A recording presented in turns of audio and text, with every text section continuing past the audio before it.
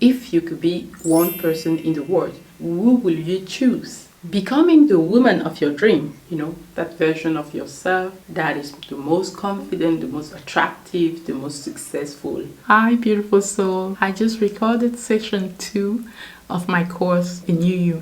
It was all about recoding your identity. Let's go. Why will I want to be someone other than myself? It is the greatest gift to the world for you to be yourself. Nobody can be yourself. You take the traits that you admire in these people and you ask yourself, where do I display those traits in my own form? If you try to imitate someone, then you can only come second at being that person. But when you have the courage to embody who you really are, your authentic self, and to grow, then you are automatically the number one on being yourself, because there is nobody else on this planet Earth to be yourself. Right? One of the most beautiful miracles that we are all so unique when we have the courage to be our true self and to grow and expand to our higher self version, then we are really free to just be ourselves. That's why my first tip for you is to really develop your self-awareness when you decide to embark on this transformative journey to become the most confident, the most powerful, the most successful, most attractive version of yourself. Then it's really important that you learn to know who you are, to know what you love, what you value, and to know what you want out of this life. Have those elements written down somewhere, then you have a goal that you can go after. When you write down those goals, the things that you want in this life, the things that you value in this life, of course they can change throughout your life. Even though they can change, it's a very good starting point. By starting with what you really know is true to you, you can have one milestone attained, then you go to the next milestone. Some people don't want to set goals because they are saying that if you write your goals, then God will laugh at you and you will never achieve those goals. This is from people who have lofty goals but no action to back them up. If you write your goals and then you take the time to really divide those goals into smaller baby steps, then you can take action and you can see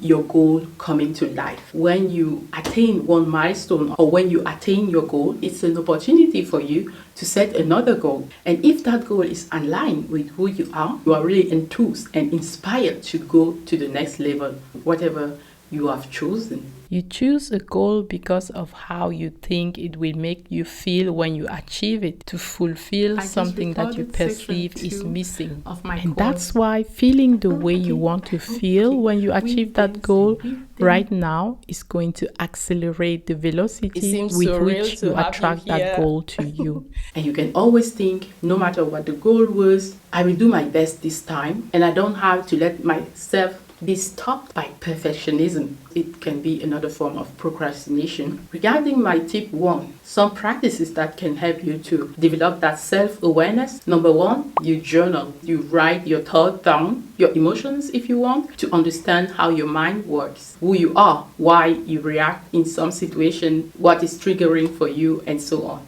Number 2, you practice mindfulness and meditation to connect with your inner self, to connect with your true self. When you practice meditation regularly, your mind will be calmer and you will see yourself doing certain actions, having certain behavior, or saying certain words and thinking certain thoughts. So the self-awareness is like you are an observer and you see yourself in different situations. You can come to the degree where what you see, you are observing, and who you are, you understand that they are the same. The seen, the seer, and the seen are all the same. Another thing that you can do to develop self-awareness is to get the feedback from the people who are close to you in order to gain another way of seeing yourself. Your view of yourself is generally something different from what others perceive from you. So to gain that perspective from other people, you can ask them what your strengths are, what your weaknesses are, at least what they perceive from you. See if it's corresponding to what you have in your mind, how you see yourself, because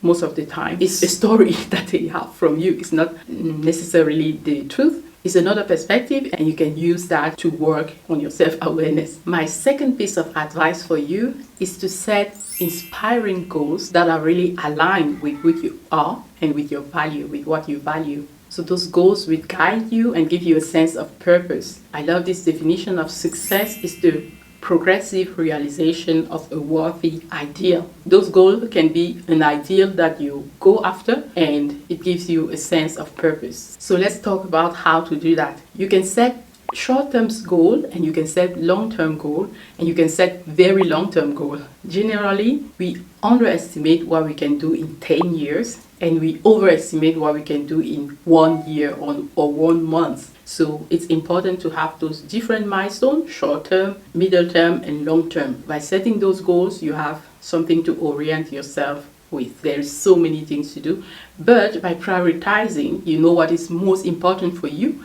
And if at the end of the day, you achieve what was most important, then there is a sense of satisfaction and a sense of success. Have a SMART goal, meaning it's specific, measurable, and it's attainable for you. It's relevant to what you value and it's time bound. You have a deadline for your goal. At the same time, it's important that you focus on the input that you will do. If, for example, you want to grow your YouTube channel, then making appealing videos that people will be interested in. If, for example, your goal is to get a partner, then get exposure in your network to meet new people and at the same time be working on yourself in order to be more open-minded, more powerful in all areas of your life. The more powerful you are, the easier it is for you to attract people who are also powerful in many areas of their life. And then you can decide what kind of person you want to be. What does the higher version of yourself look like? If, for example, you want to be fitter, then that person is going to choose healthy food choices in comparison to junk food. Choosing which identity you are going to embody while becoming your higher self is going to accelerate your process of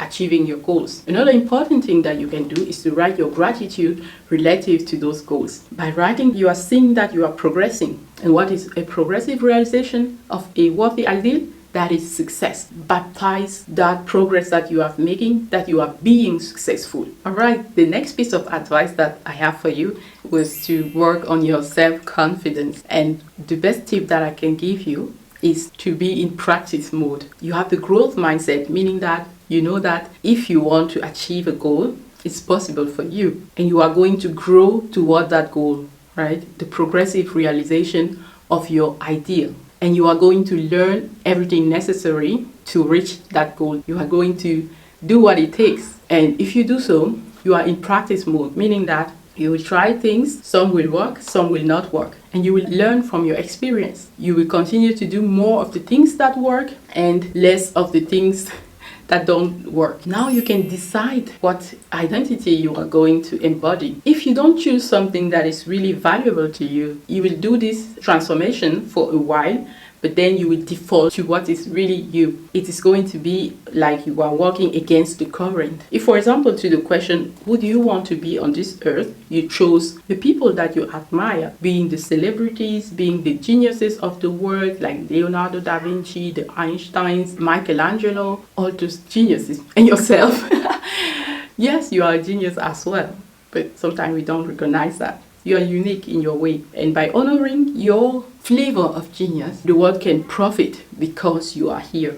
Anyway, if you take those people that you admire, the celebrities, the entrepreneurs, the billionaires, polymath mind, your mentors, your gurus, then you take the traits that you admire in them. This is, by the way, an exercise for my mentor, Dr. John Demartini. By the way, make sure to check out the interview that I did with Dr. John Demartini on wealth building, how to create and grow wealth. Enjoy and leave me a comment telling me what your biggest takeaway is. Thank you. You take the traits that you admire in these people and you ask yourself, where do I display those traits in my own form? For example, somebody can be a billionaire, but your wealth is in your children.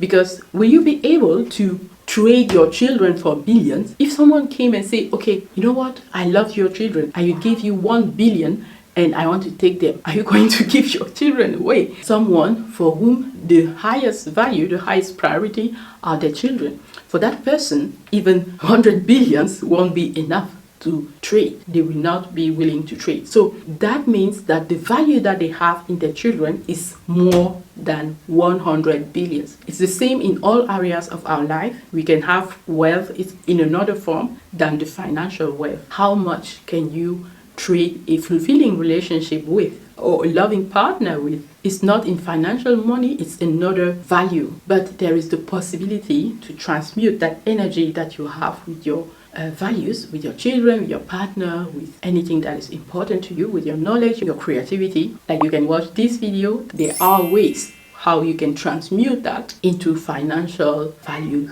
For example, sharing your knowledge in those different areas with other people and valuing yourself enough to ask for the fair exchange, to ask for the financial remuneration, exchange financial value and get some knowledge, some wisdom. Becoming the woman of your dream is also about continuous lifelong learning and growth. Read books, Google what you want to learn. And if what you want to learn is related to that highest value of yours, then it's so much easier, it's so much flowy. You just love doing it because it's really important to you. Also attend seminars and learn and apply what you learn there. Another important point is surround yourself with people that inspire you. For example, by watching this YouTube channel, getting some inspiration, then you are continuously learning something and being reminded of things that you want to keep in your life in order to continue to grow, expand, and also to heal. Like, you can watch this video that I made about healing yourself, reinventing yourself. My next tip for you is about embodying self-care and self-love in order to be the higher best version of yourself. Your self-care at different levels, the physical level,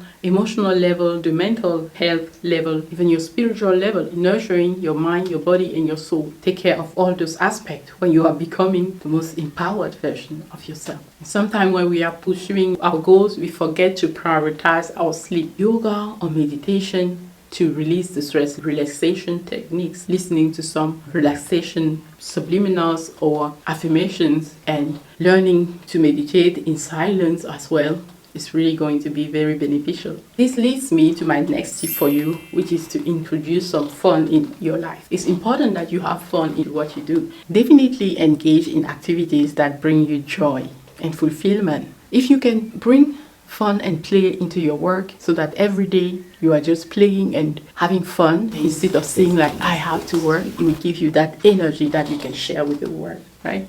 That's why I love to dance when I'm doing my videos. After I dance, it's reviving my energy. Thank you for showing up today by watching these videos, and the comments that you leave me, they really make my day. Thank you so much. Until next time, stay inspired. I send you so much love and blessings.